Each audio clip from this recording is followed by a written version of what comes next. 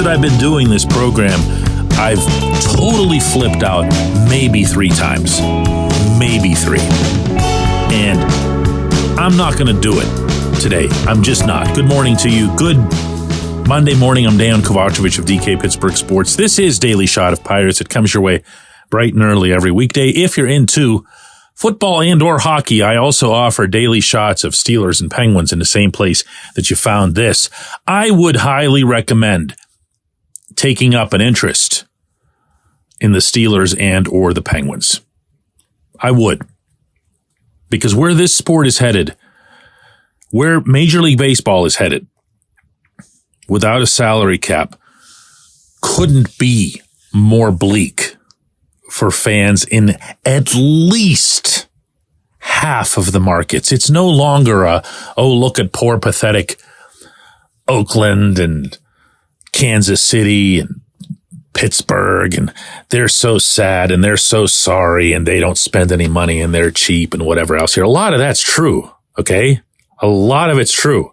If you're going to try to make any kind of argument for a salary cap while not acknowledging that Bob Nutting's cheap, you've got no chance.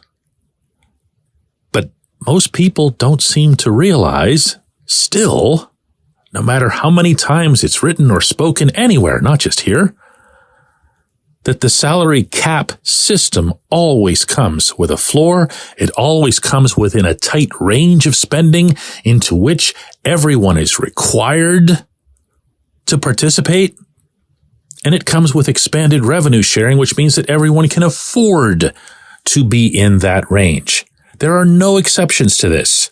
Not in the NFL, not in the NHL, not in any other league that has a cap. Oh, and that's, by the way, all of them. The systems are virtually identical, not completely, but virtually. So if your only motivation from a fan standpoint would be to get Nutting to spend more, this is your dream come true. This is the only way to do it, I'd argue. So Shohei Ohtani signs for 10 years and $700 million, and it rocks the entire sports world. It's the biggest contract ever given to any athlete in North American history. It's beyond anyone's ability to even conceive as to how much money that is per at bat, per inning pitched, whatever the case.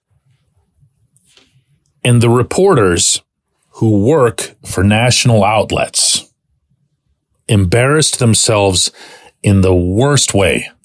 And I can't tell you how much I enjoyed that. That's why I'm not flipping out today.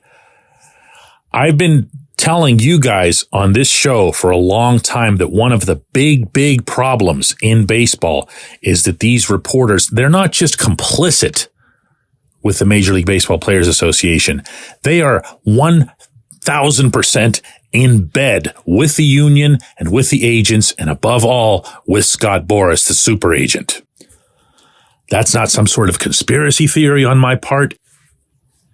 I've had a lot of years in this business to have accumulated more than enough information to substantiate it. And what was seen over the past few days that exposed that to everyone, finally, was the way, first off, the reporters who were covering the winter meetings in Nashville were complaining, outright whining in public about how they weren't privy to any of the scoops in the Ohtani free agency pursuit. This really happened. They tried to dress it up by saying things like, it's making the winter meetings boring and that's not good for the sport. Like, no one cared. No one cared if this was going to happen at the winter meetings or not. No one cared, and I mean no one really cared, that there wasn't a reporter privy to a process that the player himself had made abundantly clear to all concerned, including all prospective teams, that he was going to keep this quiet, that he was going to do his own deliberation on this. He didn't want it to turn into some kind of big circus. And that's his right as a player to try to pull off the process that way. Now, I'm not going to sit here and be hypocritical with you. If someone told me, like 2 weeks ago, Ohtani's going to sign with the Dodgers, I'm going to report it, and I'm going to do it in all capital letters. But what I'm not going to do is, if I don't have the information, is to go cry about it. And they did that, and it was so awful. And it was one of the few times I've ever seen baseball fans turn against these guys. And they really did. I've never seen, in particular, Ken Rosenthal, one of the more respected figures in the industry, take the beating that he did. But if he didn't have it coming for that, and I say this as someone who's a long-time acquaintance of Ken's, and he's been good to our company, speaking well of it publicly, but Ken really blew it afterward with a written column in which I've just got to read you. I'm going to read you 3 different, one-sentence passages. You're not going to believe this if you haven't seen it already.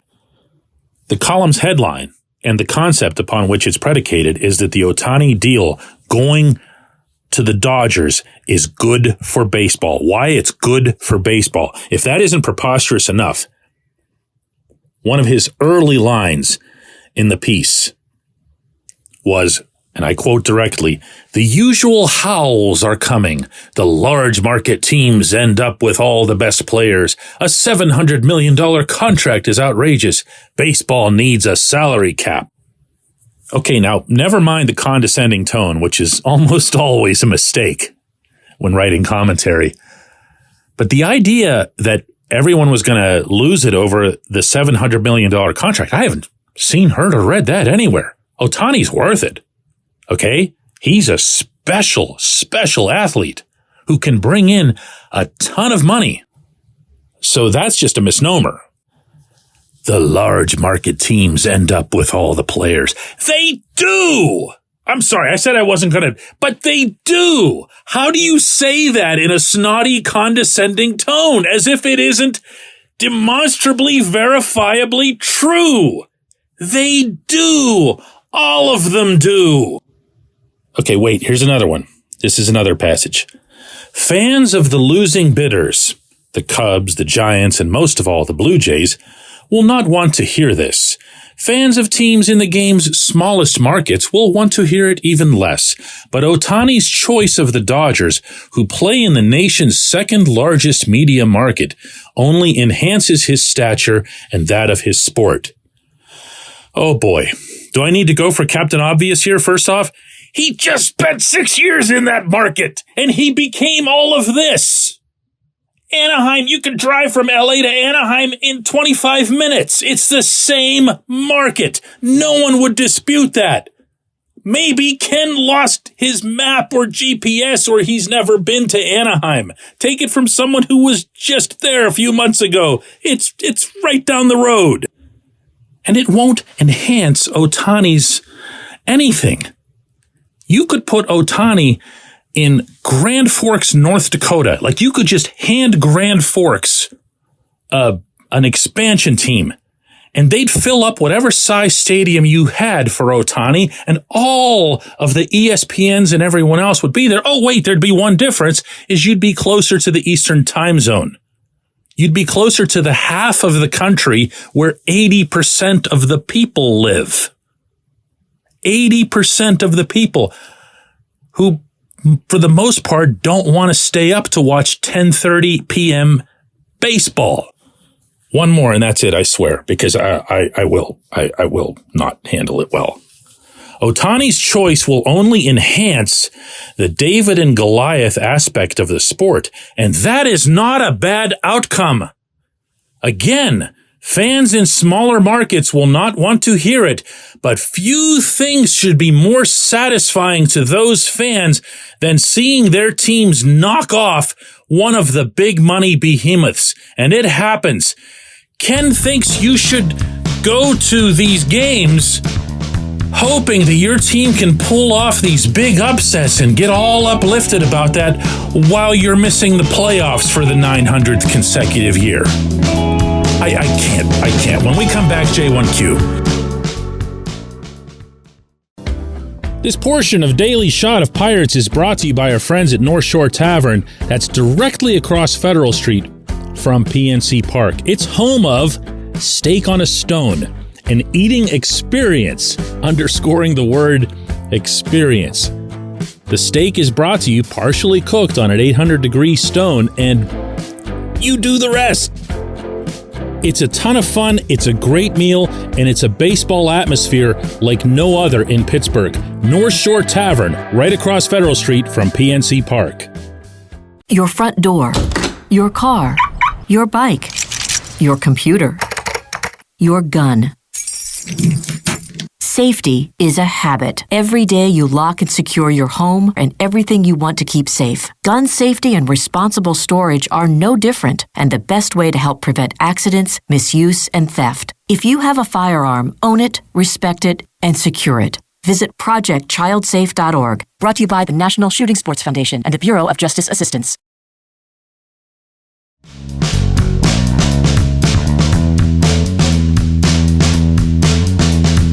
And today's J1Q comes from Greg, who asks, DK, what can Ben Cherington sell about Pittsburgh to a free agent? Playing in PNC Park isn't enough anymore.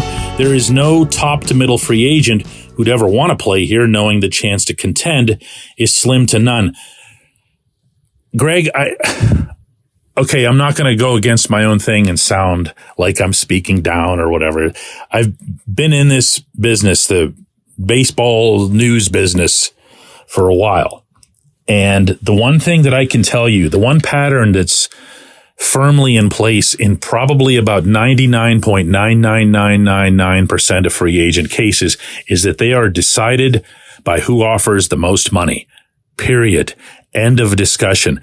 These other things never come up until after the ink is dry on the paper.